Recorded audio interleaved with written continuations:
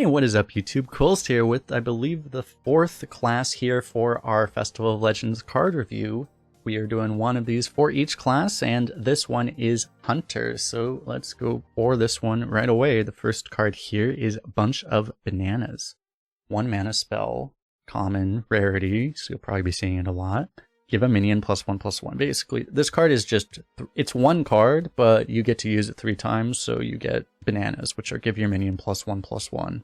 Overall, I mean, you can use this as like, it's obviously very flexible. Anytime you have a spare mana, you can use it, and then you could use it like a +3/+3. You can spread it out, you can do whatever you want, basically. Very powerful to just potentially get any value trade you want, basically, whenever you want, right? Any of these cards that can just flexibly spend mana as well just are very, very good in Arena typically. So even though this isn't like the most insanely efficient card ever, it should be a pretty darn good card for Arena. So you'll be pretty happy to take these quite a lot because, I mean, again, as long as you have any minions on board, this goes face and you're a hunter. So good. Good. Any Smork fans in the chat? Let's move on. This is a pretty solid card. Next up, we have Thorn Mantle Musician. This is a 1 mana 1/3 Quillbore with Finale. The next beast you summon gets +1/+1. So, I mean, it's a 1 mana Finale, unless you play it like really late, in which case, I mean, you're sad because you're playing a 1-drop really late anyway. In that case, you'd be pretty upset, but otherwise, you know, you just play this on curve on turn 1, and you get Finale. The next beast is a +1/+1. This is a 1 mana 1/3. Fine, right? Pretty good. You like having 1-drops in Hunters, so pretty good card. Again, I don't think there's too much more to say to that. It's also a very good target, a 1/3 to buff up with Bunch of Bananas, so looks pretty cool. It has a cute little hyena indeed, yes, so I like it. Not much more to say there, I think. Pretty cool card. Next up, we have Aerosmith. Get it? 2 mana 2/3 Naga. Common rarity, after you cast a spell, deal 1 damage to the lowest health enemy. That's pretty cool because it's not random, right? So maybe sometimes you would prefer it be random, but at least it's predictable, right? So you know exactly what it's going to do, and if your opponent has minions that are 1 health, it's just going to snipe them. So that makes it pretty darn cool, right? And in its worst case, it's obviously a 2 mana 2/3, and it's a Naga, which there are some Naga synergies in Hunter, so that's pretty nice as well. And sometimes you're going to be able to combo this with spells as well. You usually don't have that many spells as Hunter. Like, you wouldn't expect too much out of this, but it's a totally solid card that you're going to be happy to take sometimes. And if you have some kind of slower combo-y type deck, you're going to be really happy to have it. Otherwise, it's more like a 2-drop, but you know, it's going to be solid a lot of the time. Yeah, it is true. If the it can go face, so if the lowest health enemy is the opponent's face, it can finish the opponent off. So that makes it pretty cool as well. Next up, we have Barrel of Monkeys, which is an absurd level of power creep over a card that really did not need to be power crept, Silverback Patriarch. I mean, that card was already super OP, right? I don't understand. But it actually, I didn't realize that this was the actual monkey. I didn't realize they actually had this be the card. That's funny. But in any case, it's pretty funny because this was a 3 mana card if you're not aware, and now this is 2 mana. Get 3 of them, not all at once, but you have to spend 2 mana each time, but you get a whole bunch of them. Now this seems very obnoxious to play against because, I mean, what you would probably want to do is you don't play this immediately on curve or anything, but you just get a big board for, you know, and you do Hunter things, you start going face, and then you just start playing these so your opponent can't actually trade off into your board, right? There's a bunch of monkeys in the way. In that case, it's actually pretty terrifying. And as well as a control deck, I mean, you just play this as like 6 mana for 12 health a taunt, right? You can imagine it's like 3 Annoyotrons almost, kind of, in one. In any case, like, no matter what type of deck you are, you're going to be pretty happy to have this, so it seems pretty solid. I mean, getting a discounted, super broken Silverback Patriarch, but 3 of them, just completely insane. But yeah, it's definitely a solid card. So you'll be pretty happy to draft this pretty much no matter what type of deck you are, so very solid. Next up, we have Harmonica Soloist. 3 mana 4/2 epic card, Battle Cry. If you control no other minions, discover and cast a secret. So if you're a hunter and you have no other minions, you're probably doing it wrong. That's one criticism of this card. But oh wait, you don't actually have a secret in your deck, never mind. This just discovers it. So it is very strong if you actually can trigger the Soloist effect.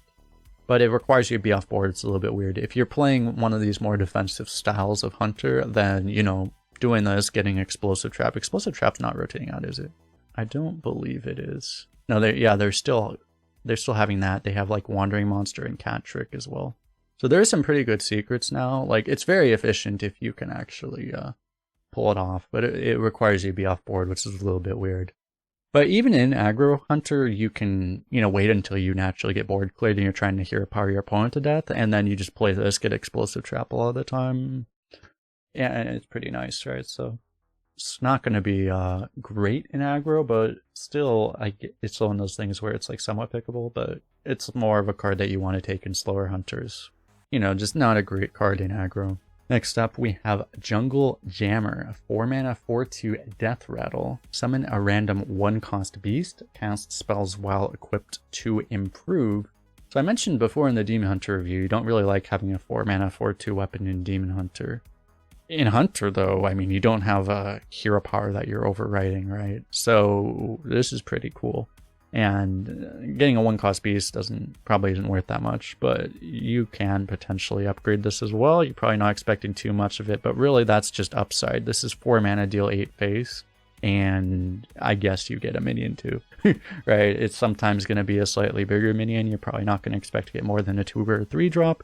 It's just random stats that you just don't really care about. You pick this to deal 8 damage face, which is pretty awesome for Hunters, so yeah, pretty cool. And it might be board control sometimes, but Hunter, go face, right?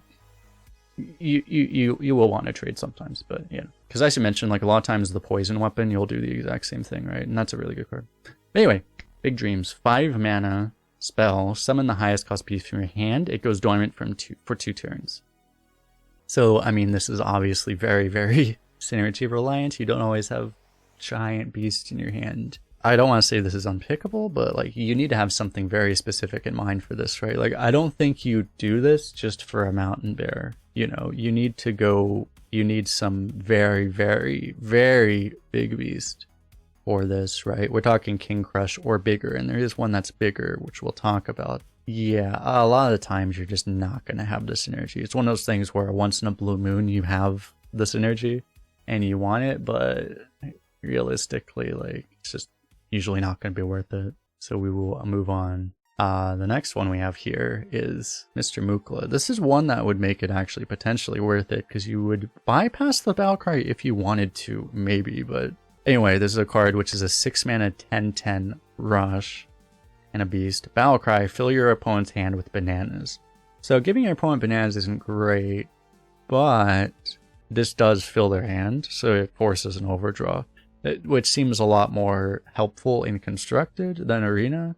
In that case, it might even be an upside, but in Arena, bananas are pretty good cards, right? Frankly, bunch of bananas is a good card, so it is a downside more than an upside, I think, in Arena. But yeah, I mean, the 6 mana 10, it comes with a 6 mana 10/10 rush, which is very, very good. So overall, you'd be pretty happy to have this. There's a lot of times where you might just be able to play this and have it stick, but it's if your opponent's a priest or a mage or whatever, they have life sentence, shower death, all these million ways to do this. It's just not going to connect face. The idea would be you just play it and hope it connects face, and if it does connect face once, you will win. But otherwise, it's just not always going to do that. I still think they're probably just better legendaries. It is a legendary, so there are better options still, but I mean, it's one of those cards you'll take it because sometimes it'll win you a game and it'll be pretty cool. It's not going to be terrible, really, so I mean, it's a good card. Like, you'll be happy to have it more often than not, but yeah, a little conditional.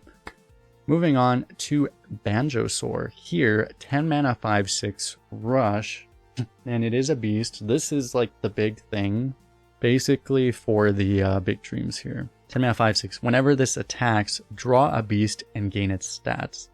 You need to you definitely need to have like very big beast synergy to actually make this worth it. And there is a big neutral 10 drop beast. That's true. Like, what is it, like a 6/12 or something? Very big. You need to have like other big beasts to do this, and that makes it just a little bit tough. Because you can compare this to like Stoneborn General, for example, to make this even remotely in consideration for like being as good as a temple card as that, That thing can kill 2 minions potentially. This can't, but also like you could value trade with this. But you need a lot of stats to make this even remotely close to as good as a Stoneborn General, basically. Like the bare minimum would be hitting something that's about as big as like a Mountain Bear to even have this be kind of remotely playable. A lot of the times the issue is that you might have small beasts in your deck, and then this is really risky, right? Overall, I feel like, you know, at least I don't really draft Hunter this way, that you're trying to have like a whole bunch of 10 drops and stuff. So it's a little bit conditional. It definitely can work if you just happen to get Big Beast Hunter, but it's a little bit, yeah, it's a little bit too conditional, I think. And then the last card we have here, which is a big legendary spell for Hunter, is Stranglethorne Heart. 10 mana, tradable, resurrect all friendly beasts that cost 5 or more. So again, kind of for that big beast hunter, a potential big win condition. It does have tradable at least, which makes it at the very least pickable just to trade it.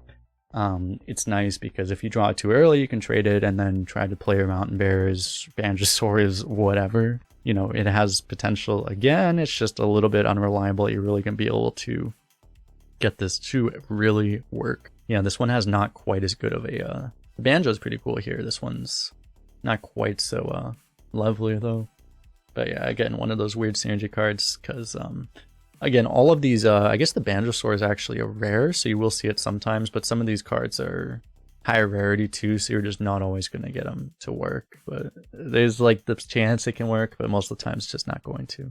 But then that is it for Hunter. I guess there are some pretty reliable, pretty nice cards, particularly these early game cards. I think are going to be really good for aggro hunters and really any hunters. I mean, these cards are just nice, right? But some weird big beast synergy that just isn't really going to work out too consistently in Arena. But that is it for this review. Appreciate everyone hanging out. We'll see you guys in the next one.